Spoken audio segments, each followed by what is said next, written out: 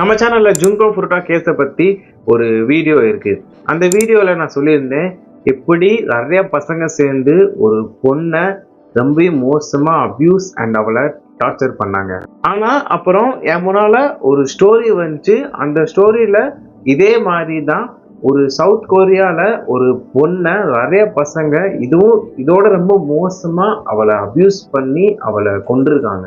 And அந்த கேஸ்ல அந்த பசங்க அந்த பொண்ணு கூட பண்ண விஷயத்தெல்லாம் கேட்டக்கப்புறம் I was literally shocked and என்னால நம்ப முடியல. உங்களாலையுமே நம்ப முடியாது. அது கூடயே இந்த கேஸை ஜுன்கோ ஃபுருட்டா கொரியன் வெர்ஷனுமே சொல்றாங்க. யூன் ஒரு 15 வயசு பொண்ணு. அவ அண்ட் அவளோட அப்பா சவுத் கொரியால இருந்தாங்க. அவளோட அப்பா ரொம்பவும் ட்ரிங்க் பண்ணுவாது. அதனால அவளோட அம்மா அவருக்கு டைவர்ஸ் கொடுத்துட்டாங்க. இப்ப அந்த வீட்டுல வெறும் யூன் அண்ட் அவளோட அப்பா மட்டும் தான் இருந்தாங்க. அவளோட அம்மா அவளோட அப்பாவுக்கு டைவர்ஸ் பண்ணக்கு அப்புறம் அவங்க கிம்மி அப்படின்ற ஒரு ஊருக்கு ஷிஃப்ட் ஆயிட்டாங்க. யூன் ஒரு புது இடத்துக்கு ஷிஃப்ட் ஆகினால அவளுக்கு அவ்வளவா ஃப்ரெண்ட்ஸ் இல்லை. அவ எப்பயுமே லோன்லியா ஃபீல் பண்ணுவா. ஏன்னா அவ புது இடத்துக்கு போயிருந்தா. யூனோட அப்பாவுக்கு யூனை ரொம்ப பிடிக்கும். அண்ட் அவளோட நிலைமைய பார்த்து அவளுக்கு ரொம்ப கஷ்டமா இருந்தனால யூனோட அப்பா யூனை சர்ச்சுக்கு கூட்டு போனாரு. அண்ட் அங்க சர்ச்சில் யூனுக்கு நிறைய ஃப்ரெண்ட்ஸுமே கிடைச்சிட்டாங்க. யூன் இப்ப மிடில் ஸ்கூலை முடிச்சுட்டு இப்ப அவ ஹை ஸ்கூல் ஜாயின் பண்ண போனா. அண்ட் அவ ரொம்ப எக்ஸைட்டடா இருந்தா புது ஸ்கூலுக்கு போகிறதுக்காக. ஆனா அவனால அந்த ஸ்கூலோட யூனிஃபார்ம் கூட போட முடியல. யூன் ஆன்லைன்ல ஒரு பையனை மீட் பண்ணான். அவனோட பேர் கிம். கிம் யூனை டேட்டுக்குமே கூப்பிட்டு போனான். அண்ட் அப்புறம் கிம் அவனோட ஃப்ரெண்ட்ஸையுமே யூனுக்கு இன்ட்ரடியூஸ் பண்ணான். அவனோட 4 மிடில் ஸ்கூல் ஃப்ரெண்ட்ஸ். அவங்களோட பேர் ஹியோ, யாங், ஜியோங் அண்ட் இன்னொரு யாங். அந்த எல்லா பொண்ணுங்களோட வயசுமே 15 கிட்ட தான் இருந்துச்சு. அதனால யூன் கிம் நம்பினான். அதாவது இவன் நல்லவன் தான். கிம் அவனோட மெயில் ஃப்ரெண்ட்ஸையுமே யூன் கிட்ட இன்ட்ரடியூஸ் பண்ணான். ஒரு பையனோட பேர் லீ, ரெண்டாவது 24 வயசு ஹியோ அண்டு மூணாவது 25 வயசு பையன் அவனோட பேர் லீ. அந்த எல்லா பசங்க அண்ட் அந்த எல்லா பொண்ணுங்களுமே ஸ்டார்டிங்கில் யூன் கூட ரொம்ப ஃப்ரெண்ட்லியாக இருந்தாங்க. அவங்க எல்லாருமே ரொம்ப பெஸ்ட் ஃப்ரெண்ட்ஸாக இருந்தாங்க. ஆனால் அதுக்கப்புறம் நாள் ஆக ஆக அந்த எல்லா பசங்களுமே சேர்ந்து அந்த எல்லா பொண்ணுங்களுமே யூன் கூட பண்ண விஷயத்த கேட்டக்கப்புறம் மொத்த சவுத் கொரியாவே மிரண்டு போயிடுச்சு. 5 மார்ச் 2014 யூன் கிம் கூட ஓடி போயிட்டா. அவ என்ன நினைச்சு ஓடி போனான்னு தெரியல. ஆனா அவங்க 2 பேருமே ஓடி போய் புசானோட மோட்டல்ல போயிட்டாங்க. அவங்க ஓடி போய் ஒரு ரன்அவே ஃபேமிலியை ஜாயின் பண்ணிட்டாங்க. ரன்அவே ஃபேமிலினா யாரெல்லாம் இந்த மாதிரி ஓடி வராங்களோ அவங்க எல்லாருமே சேர்ந்து ஒரு ஃபேமிலி மாதிரி இருப்பாங்க. அண்ட் இது ரொம்ப காமன் தான். அது கூடயே அவங்க கிட்ட பணமே இருக்காதனால அவங்க ப்ராஸ்டியூஷன் ஆக்டிவிட்டீஸ்ல இன்வால்வ் ஆவாங்க.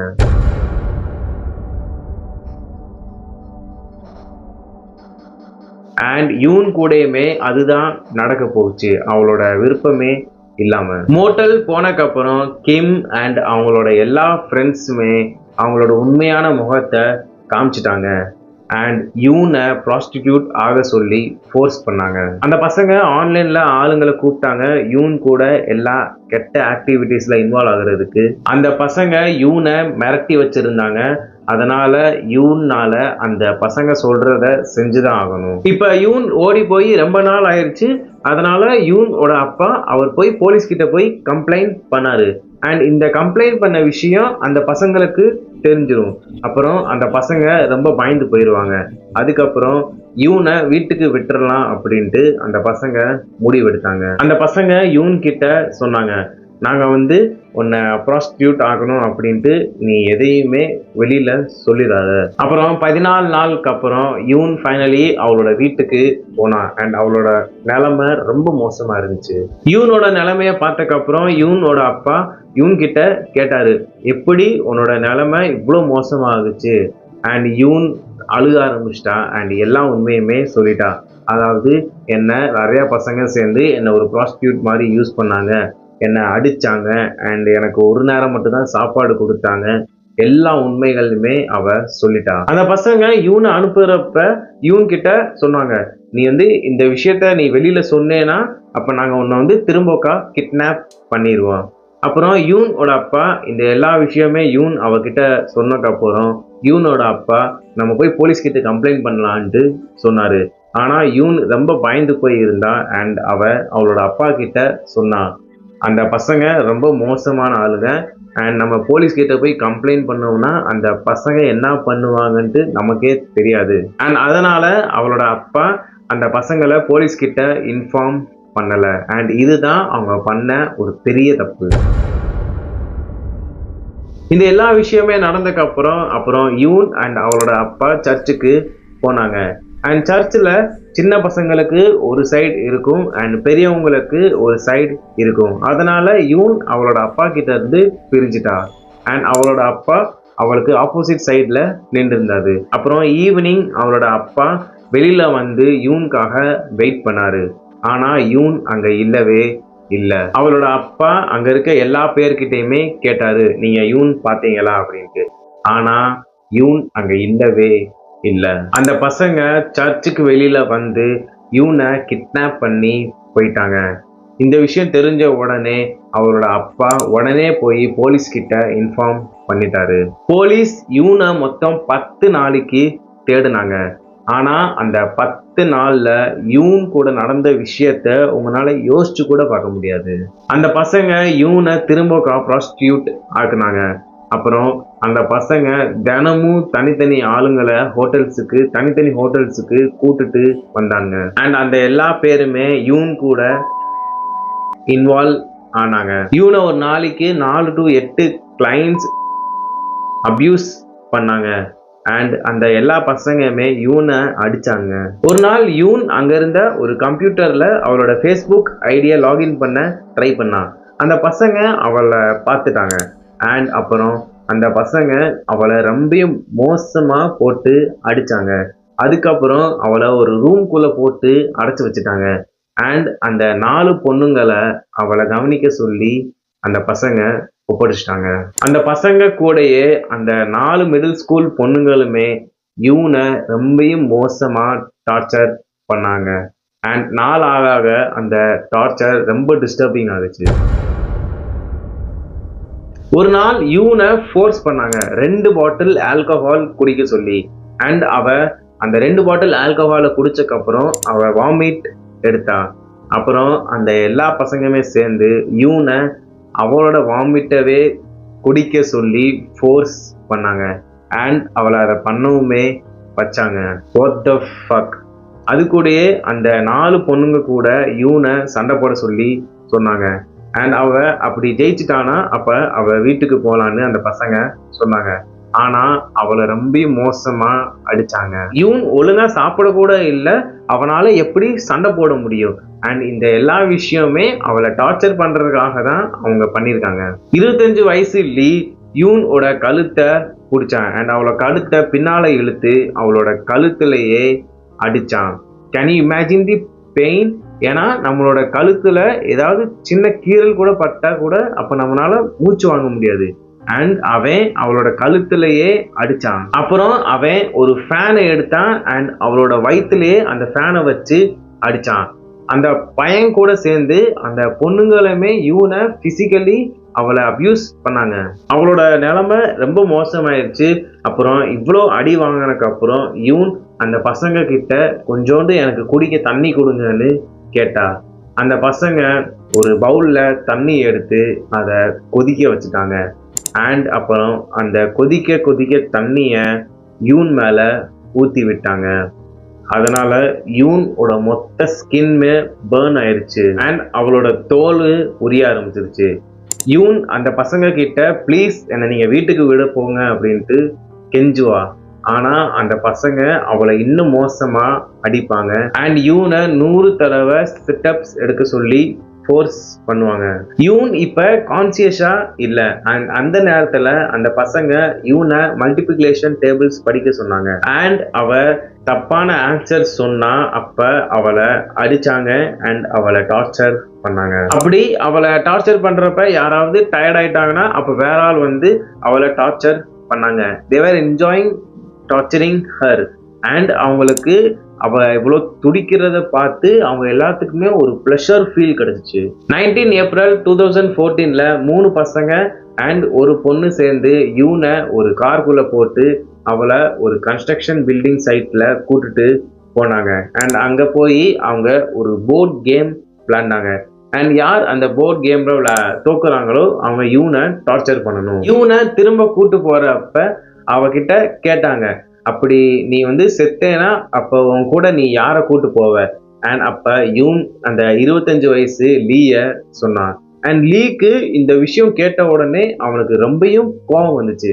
அண்ட் அவன் லீ உடனே யூனை எத்துனா அண்ட் அவளை அடிச்சான். அண்ட் திரும்ப கேட்டப்ப யூன் ஒரு பொண்ணோட பேர் சொன்னான். அந்த பொண்ணுமே அதை கேட்டோடனே அவ ரொம்ப கோபமாயிட்டா அண்ட் அவ ஒரு கல்லை எடுத்தா அண்ட் அந்த கல்லை வச்சு அவ யூனை அடிச்சா. அந்த பசங்களுக்கு அந்த பொண்ணுங்களுக்கு தன்னோட சாவை கேட்டு கோபம் வந்துச்சு. ஆனா அவங்க இவ்வளோ மோசமா யூனை டார்ச்சர் பண்றதுல இல்ல இவ்வளோ மோசமா அவளை அபியூஸ் பண்றதெல்லாம் அவங்களுக்கு தெரியல. 10 ஏப்ரல் 2014 ஒரு கார் பார்க்கிங்ல அவ செத்துட்டா. அண்ட் அவ இவ்வளோ மோசமா அடிச்சனால இவ்வளோ மோசமா அபியூஸ் பண்ணனால அவ வலி தாங்காம அவளுக்கு ஹார்ட் அட்டாக் அவ செத்துட்டா. அவளோட டெத்துமே ரொம்ப பெயின்ஃபுல்லா இருந்துச்சு. ஏன்னா அவளை 10 நாளைக்கு டார்ச்சர் பண்ணியிருந்தாங்க. அவ செத்தோடனே அவங்க எல்லாரும் பயந்துட்டாங்க, அப்படி யாராவது அவங்கள பிடிச்சிட்டா. அதனால அவ செத்தக்கு அப்புறமே அந்த பசங்க அவளோட பாடியை கூட சும்மா விடல. அவங்க யூனோட மூஞ்சியில கேசோலின் போட்டு அவளோட மூஞ்சிய எரிச்சிட்டாங்க. பிகாஸ் அப்படி யாராவது அவளை கண்டுபிடிச்சிட்டாலும் அவளோட முகத்தை வச்சு அவளை ஐடென்டிஃபை பண்ணிடக்கூடாது. 11 ஏப்ரல் 2014 நாள் அன்னைக்கு 2 பசங்க அண்ட் ஒரு பொண்ணு சேர்ந்து யூனோட பாடிய ஒரு கார்டன்ல புதைச்சிட்டாங்க. ஆனா அவளை அங்க புதைச்சக்கு அப்புறமே அவங்களுக்கு யாராவது கண்டுபிடிச்சிருவாங்க அப்படின்ற ஒரு பயம் இருந்துச்சு. அதனால அடுத்த நாள் அவளோட பாடியை திரும்ப வெளியில எடுத்தாங்க. அப்புறம் அவளோட பாடிய ஒரு மலைக்கு மேல கொண்டு போய் அவளோட பாடிய புதைச்சு வச்சுட்டு அதுக்கு மேல கான்கிரீட் போட்டுட்டாங்க. அண்ட் அப்புறம் அந்த பாடிக்கு மேல அந்த டெட் பாடிக்கு மேல கண்ணு மல்லெல்லாம் தூக்கி போட்டு பார்க்க நேச்சுரலா இருக்கிற மாதிரி ஆக்கிட்டாங்க. இந்த கிரிமினல்ஸ் பிடிக்கப்பட்டிருக்க மாட்டாங்க.